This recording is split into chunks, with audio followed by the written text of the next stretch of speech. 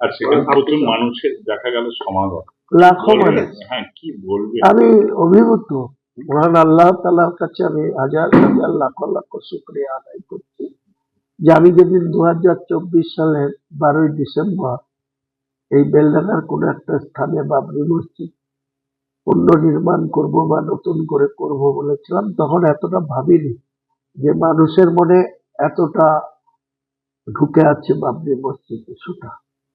আমি ভেবেছিলাম যে অনেক মানুষের সমর্থন পাবো, আমি একটা বাবরি মসজিদ করবো। যত দিন যাচ্ছে 6 তারিখ পর্যন্ত একরকম ছিল।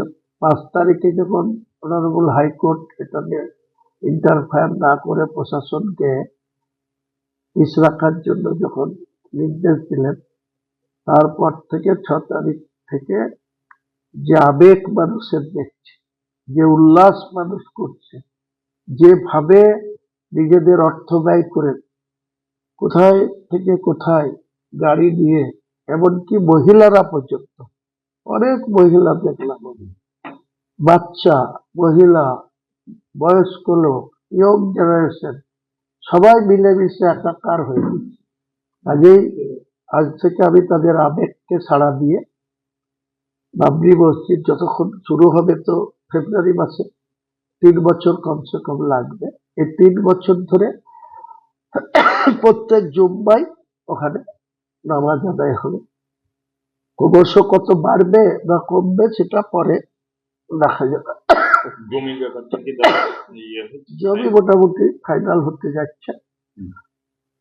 আমার টার্গেট ছিল 25 বিঘা, এখন যা দেখছি তাতে 30 বিঘা মতো জমি সংগ্রহ হয়ে যাচ্ছে এবং 30 বিঘার মধ্যে ফার্স্ট স্টেজে, মানে যেটা 200 ফুট যে ফ্রন্ট, সেই ফ্রন্টের থেকে রাস্তায় রেস থেকে 50 ফুট খালি রেখে মেন স্ট্রাকচার শুরু হবে বাবরি মসজিদে। তারপরে সেটার যে চাতাল বা তার যে বাউন্ডারি সীমানার পরে ঠিক তার উত্তর এবং দক্ষিণ পূর্ব এইসব সাইডে বাকি project, Islamic hospital, medical college, একটা রেস্তোরাঁ, হোটেল কাম রেস্তোরাঁ, এছাড়াও একটা প্রাইভেট ইউনিভার্সিটি, এর সঙ্গে আপনার একটা পার্ক, একটা হেলিপ্যাড তৈরি করা হবে।